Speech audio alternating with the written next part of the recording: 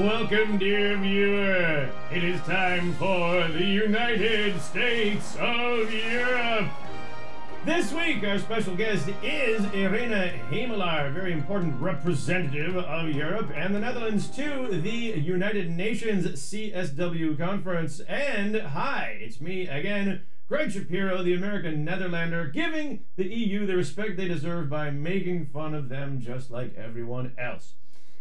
Folks, we would love to have you subscribe to the YouTube channel, and you can use the hashtag GSUSE if you want to tweet or give us any feedback at all. Let us know you're out there. We do appreciate it. And our guest in the studio this week is, as promised, Irene Hemelaar, Dutch citizen, organizer of Amsterdam Gay Pride, and now going off to the United Nations. Have you ever been to the United Nations before? I have visited New York before, but I've never visited the United Nations before, so I'm very excited. Okay, well, there are a couple of big dates you're going to visit New York, and we'll talk about that in just a moment. But first, let's check in with the headlines. And, right. Well, here we go. EU security services remain the subject of intense debate after the terrorist and internet sensation known as Jihadi John was identified as British national Mohammed Mvazi. David Cameron defended British intelligence's failure to apprehend Mvazi by saying, "Oh, rugby! How about that rugby, eh?" British intelligence pledged to do everything in their power to fight the influence of IS videos online and arranged immediately for a Scottish wedding singer to tweet a photo of a blue and black dress, which distracted the entire internet immediately. And just to make sure no one on the planet sympathized with the IS Islamists, the militants made a show of destroying priceless pagan sculptures because they weren't Islamic, putting them in the same category as, the Taliban, the Christian Coalition, and the Texas Board of Education. Ironically, the one pagan statue they didn't destroy is this one, reminding us all that ISIS is, in fact, a girl's name. And bringing it back to the EU, IS militants in Africa threatened to attack Rome. Rome respectfully responded that they're more frightened of another visit from Rotterdam football fans. EU's Commissioner for Climate Action and Energy, the former oil mogul Miguel Arias-Cañete, unveiled his new proposals for energy security, which would take a big chunk out of the EU's sustainability targets for 2030. In response to criticism from environmentalists, Cañete is now proposing to build the Keystone XL pipeline through Western Europe. And now it's time for another good news, bad news. This week's topic is the Grexit, or the Greek exit. The good news, we've avoided the Grexit. Greece's new leaders reached a compromise with the Eurogroup. Investor confidence is returning and the numbers might be edging upward. But the bad news, everybody's reporting on this story like it's bad news. Alex Tsipras forced to compromise his campaign promises. Germany forced to compromise its plans for extra austerity. Well, the good news, to quote an old Greek-American professor, you know it's a good compromise when everybody hates it equally. The bad news is the way this decision happened, with the Greek plan, the budget being put to a vote in various EU parliaments, such as Germany, the Netherlands, Finland. Well, the good news, as the birthplace of democracy, shouldn't Greece be happy with all of this voting in their name? The bad news, of course, Greece basically has a bunch of random other countries voting on their budget and their future, which only strengthens the argument of Eurosceptic parties like Greece's third biggest party, the Nazi-sympathizing Golden Dawn. And pro-EU Alex Tsipras is now on the defensive with his own people. The good news, at least Tsipras can now spend some time with his own people, including his new ministers, such as the country's first ever anti-corruption minister, Panagiotis Nikoloudis. He was featured on the front page of the New York Times. The bad news, he's also the man voted most likely to die in mysterious circumstances. The good news, faced with an annual 76 billion euros in unpaid taxes, Nikoloudis doesn't have the manpower to tackle the problem. What?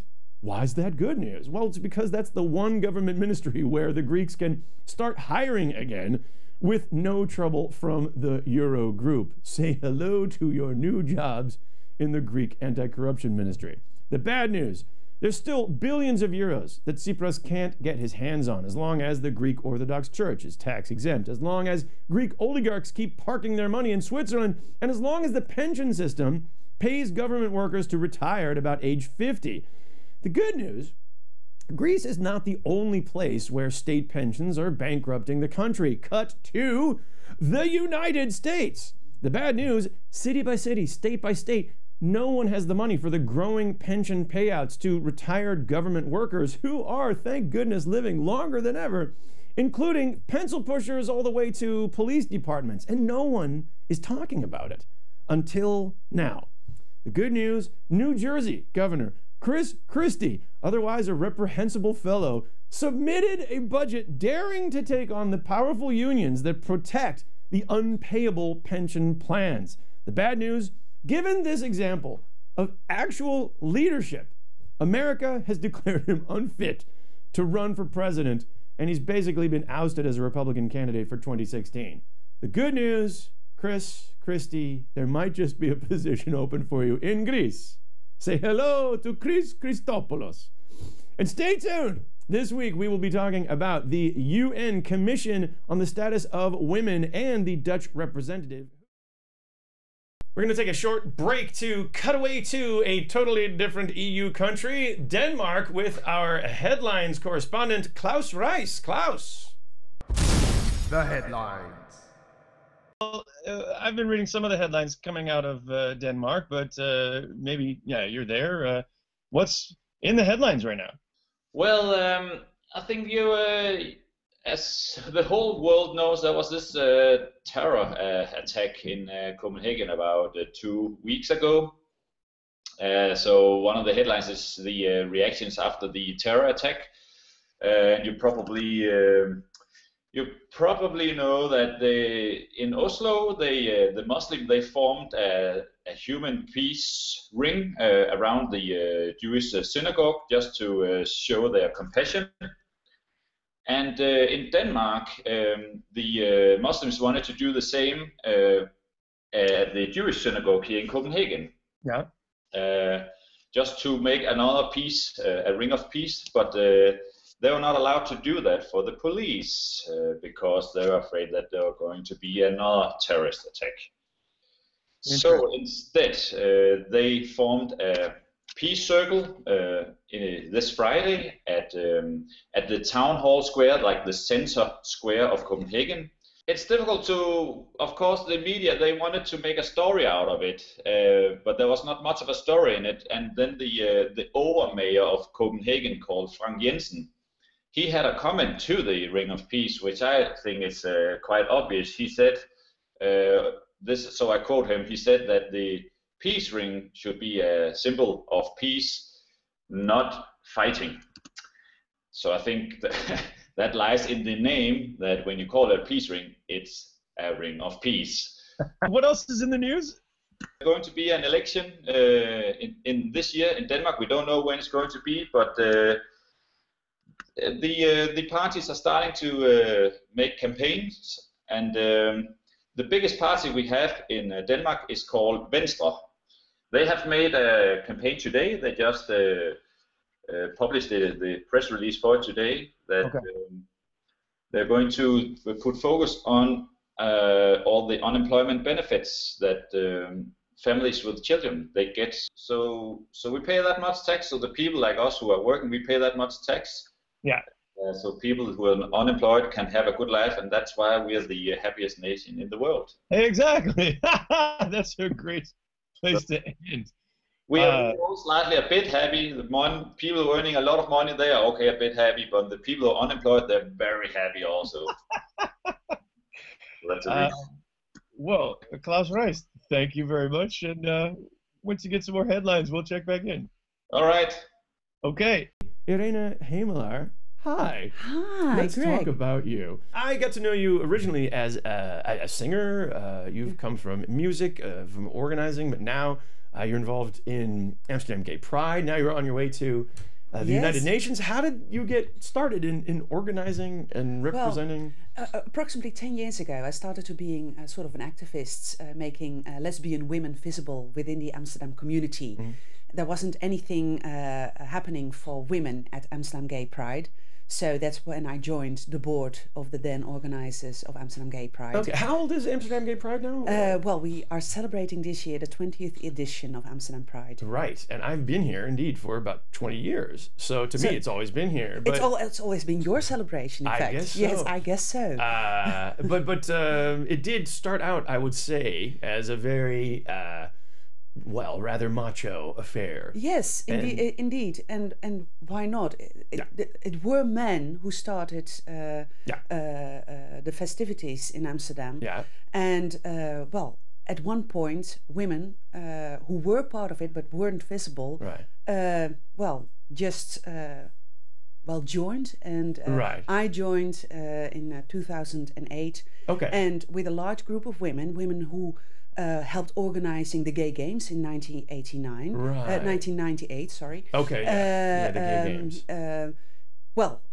All of a sudden this large group was active and organizing all kinds of events for women, so everybody could have their pick and just have a good time. And what we want for Amsterdam Pride is to be open for everybody, and we want everybody to feel at home, because why do we organize Amsterdam Pride in a city that's tolerant, in a country that has good laws for LGBTI people, right?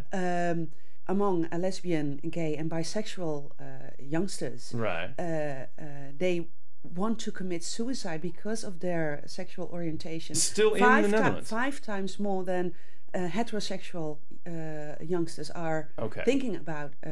So obviously, even in the hugely tolerant pro-gay pride capital of Amsterdam, still an issue of and if you are as a child, let's say you come from another culture, then you grow up within that other culture, and you can, if you have any problems because Dutch children are teasing you, you can go home to your family and discuss it. Right. If you are a lesbian, gay, bisexual, trans, intersex, you can't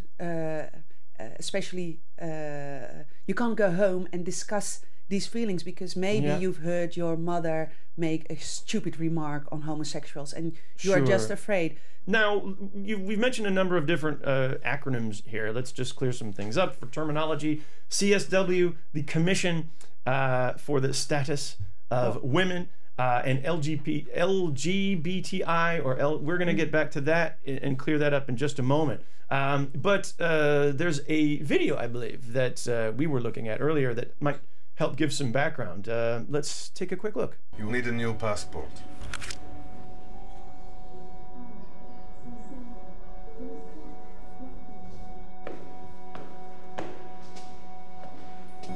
Tell me about your sexual experiences. What arouses you? Divorce. Granted.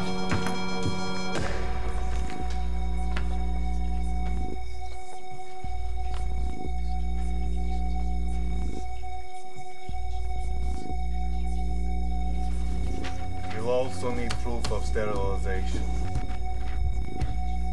Countdown from 10. Divorce. 9. Mental illness. 8. Lie back, please. 7. Sterilization. 6. 5. 4. 3. 2. 1.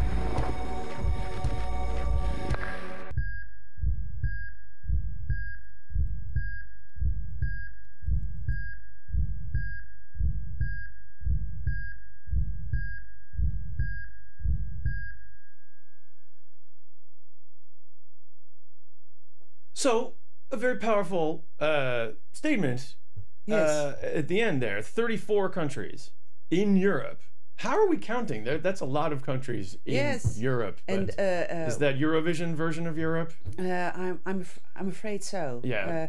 But even up until July last year, in the Netherlands, if you wanted to change your gender in your passport, you had to undergo sterilization. So that's up until last year. Yes, up until last year. Okay, So that's just. Yeah, it's sort of incomprehensible. Sorry, I just need to take a moment to let that sink in. But it is. So if you are a trans person, just wanted to become the person who you're supposed to be, then you have to undergo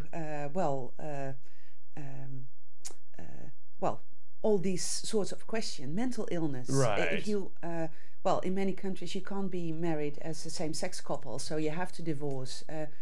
What does it mean if someone wants to change their gender? I hope this little movie explains a lot about it. Yeah. Because what I find hard is that our society, our Western society, and in the world maybe, yes, even in the world, it's we want to think in man and woman, and not as if there's something in between, or not if that it may be fluid for some people. What my dream for the world is, of course, world peace, but that as a society we would have a broader vision on how people can be people, and that trans people can become the person who they are supposed to be, the persons who they are, not easily, and be accepted for who you are. How did you get to represent to be the Dutch representative? I applied for the job. Okay. Yes, and over the last 20 years, it's always every year for 70 years, a Dutch women's representative has joined the governmental delegation to the United Nations General Assembly. And this year is, what's special is this particular subject. It has never been done before, discussing LGBTI human rights in front of 193 world leaders, of which 80 countries have laws against homosexuality. Still, and in some of those countries, you can get the death penalty. Yeah, I know. And I'll be standing there talking about these issues. So it's quite a huge statement of our Ministry of Foreign Affairs to allow me to do that. What about Europe? I mean, is there no opportunity to talk to the rest of Europe, these 34 countries that still don't understand the issues with transgender people? You're vaulting right to the whole 193-seat United Nations. Well, there wasn't I haven't heard of a position available to do this in Europe, just in Europe. Okay. So, giving a speech on LGBTI rights in New York will involve those 34 countries as well. So yes, and I think for many countries it will be their thoughts will wander off because it's so out of their world that even discussing these topics. So for some, me giving a speech of 7 minutes on LGBTI rights, just having the speech will be too much for them. But for some, maybe, that's why I want to do this. If I just can change the ideas of just one stubborn leader of some country, just make their perspective shift just a bit, then I think we as the Netherlands, I as a women's representative, we will have done a lot.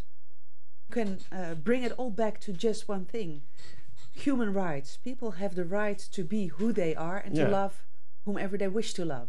And that's what it's all about. That's what Pride is about. That's what my activism is about. Yeah. And that's what I'll try to bring to the people at the United Nations. You've mentioned in the past that you want to be this visible representation of of homosexuality and homosexual rights. And any personal cost to yourself? Well, no, not at all. I've been able to live my life the way I wanted to. Of course, when I came out to my parents, I found that I was a bit scared, of course, about how they would react. How old are you? When I came out, I was 19 years old. Okay. And I came out, in fact, right after I knew I really was a lesbian, because that was the first time I fell in love with a woman, and I felt everything that comes with falling in love. Oh yeah. And before that time, I always had these affections for women, but I didn't do anything with it. Right. So as soon as I knew, I told. I've been able to do all these things, and I want everybody else to have that freedom to do that as well. And well, then you become an activist, and then you're going to stand, lead the troops. Last question: can I be a feminist? Well, of course you can. Is there a way? I mean, I know there's differing opinions on the issue.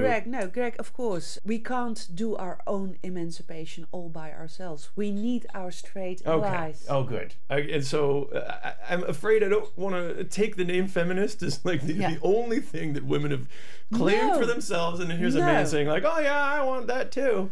Well, action speaks louder than words. So if your actions are the right ones, you may call yourself a feminist. Well, Greg. for me, I'm putting myself out there. Yeah. I've not talked about transgender rights or the mechanics of how that works, and I think I have tipped my hand today with some biases that I didn't know I had. But I'm very proud of you, Greg, and I'm very happy to be here. Well, thank you, and good luck this next week for the early round of the Conference on Women with International Women's Day. And then in October, Irene will be at the United Nations for the 59th Commission for the Status of Women, for the first time ever talking about, transgender. No, sorry, it's in October. What did I say? In October, yes. In March, we have the CSW59. Yeah. And in October, there will be the General Assembly for the United Nations. And then I will speak to all those world leaders. For the first time ever about LBTI rights, lesbian, bi, trans, and intersex. And intersex. Yes. That's exciting. Well, would you like to come back and tell us how it went? Yes, of course. Okay. Irene Hemelaar, thank you very much for joining us. Thank you. All right. And if we want to know more about you, where can we go? www.irenehemelaar.nl. That's how that works. Thank you. Yeah. And thank you for joining us. We'll be back next week to talk about some elections coming up in the Netherlands and how sexy is it to be a pro-EU party these days. Tune in next week and we'll see you then.